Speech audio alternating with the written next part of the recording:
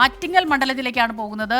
കുറേ മെസ്സേജുകൾ നമ്മൾ കാണുന്നുണ്ടായിരുന്നു. ആറ്റിങ്ങലിലെ വിവരങ്ങൾ എന്താണ്, അപ്ഡേറ്റ് എന്താണ് എന്ന് ചോദിച്ചിട്ട് MG പ്രതീഷ് അവിടെ നിന്നുള്ള വിവരങ്ങളുമായി ചേരുന്നു. പ്രതീഷ്, ആറ്റിങ്ങലിൽ ഇപ്പോൾ ഏത് രീതിയിലാണ്? ഈ പല മണ്ഡലങ്ങളിലും ഇടയ്ക്കൊരു ചെറിയ മന്ദഗതിയിൽ പോകുന്നതായി കാണുന്നുണ്ട്. നമ്മൾ ചിലപ്പോൾ വെള്ളിയാഴ്ചയാണ്, വലിയ ചൂടും ഉണ്ടായിരുന്നു. ഇനിയിപ്പോൾ വൈകിട്ടോടെ ഏറ്റവും കൂടുതൽ വോട്ടേഴ്സിനെ അങ്ങോട്ടേക്ക് എത്തിക്കാനുള്ള ഒരു നീക്കമൊക്കെ നടക്കുന്നുണ്ട് പ്രവർത്തകരുടെ, മുന്നണികളുടെ ഭാഗത്തു നിന്ന്. അവിടെയുള്ള സ്ഥിതി എന്താണ് ഇപ്പോൾ?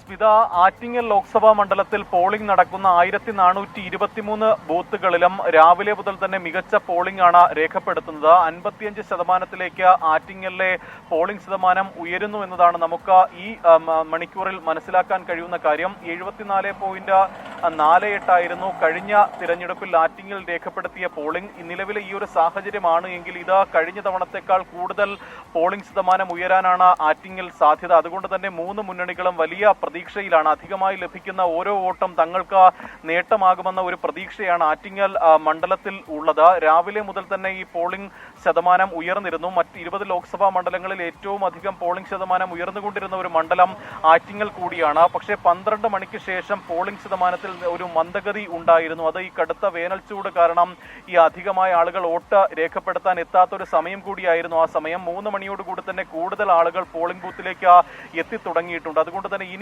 വരുന്ന മണിക്കൂറുകളിൽ പോളിംഗ് ശതമാനം വളരെ വേഗത്തിൽ തന്നെ ഉയരുമെന്നതാണ് നമുക്ക് മനസ്സിലാക്കാൻ കഴിയുന്ന കാര്യം. ആറ്റിങ്ങൽ പാർലമെന്റ് മണ്ഡലത്തിന്റെ ഭാഗമായ 7 നിയമസഭാ മണ്ഡലങ്ങളിലും മികച്ച പോളിംഗ് രേഖപ്പെടുത്തുന്നുണ്ട്.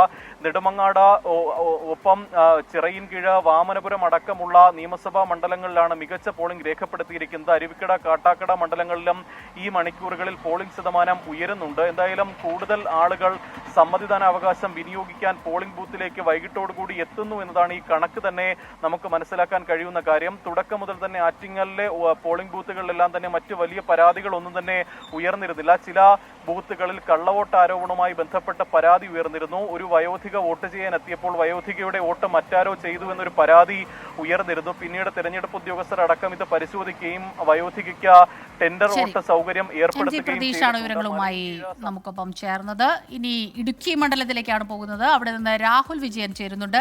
രാഹുൽ, മറ്റു മണ്ഡലങ്ങളിൽ പലതിലും 52 മുകളിൽ കടന്നിരിക്കുന്നു, 54, 55 അടുക്കുന്നു. പക്ഷേ ഇടുക്കിയിൽ ഒരല്പം കുറവാണോ? 51% എത്തുന്നേയുള്ളൂ. ഇപ്പോൾ എങ്ങനെയുണ്ട്? വോട്ടർമാർ കൂടുതൽ എത്തുന്നുണ്ടോ?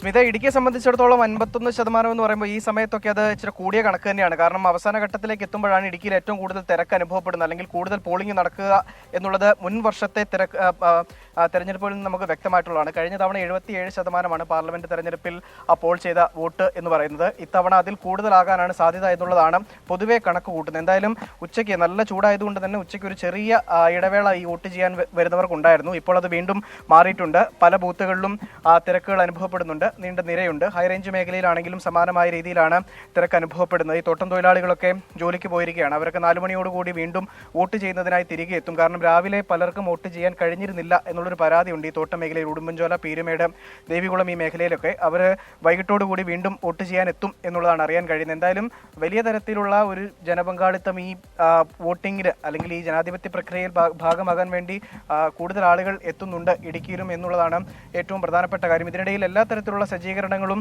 ഈ ഇലക്ഷൻ കമ്മീഷന്റെ ഭാഗത്ത് നിന്ന് ഉണ്ടാവുകയും ചെയ്തിരുന്നു. അതിലെടുത്തു പറയേണ്ടത്, രാവിലെ ഈ ചിന്നക്കനാൽ ഭാഗത്ത് കാട്ടാനകളുടെ ശല്യം ഉണ്ടായിരുന്നു. അതിന് പ്രത്യേകമായി RRT സംഘം ഇറങ്ങി ആനകളെ വനത്തിലേക്ക് തുരത്തി വോട്ടേഴ്സിന് ബൂത്തിലേക്ക് എത്തുന്നതിന് യാതൊരു തടസ്സവും ഇല്ലാത്ത രീതിയിലേക്ക് കാര്യങ്ങൾ ഏർപ്പാടാക്കുകയും ചെയ്തിരുന്നു. എന്തായാലും കൂടുതൽ പോലീസിന്റെ ഒരു വിന്യാസം കൂടി ഹൈറേഞ്ച് മേഖലയിലുണ്ട്. കാരണം ചില പ്രശ്നബാധിത ബൂത്തുകളുണ്ട്. മാത്രമല്ല അതിർത്തി മേഖലകളിലൊക്കെ ചില പ്രശ്നങ്ങൾ ഉണ്ടാകാനുള്ള സാധ്യതയുണ്ട് എന്ന് പറയുന്നുണ്ട്. കാരണം തമിഴ്നാട് തൊട്ട് ചേർന്നാണ്.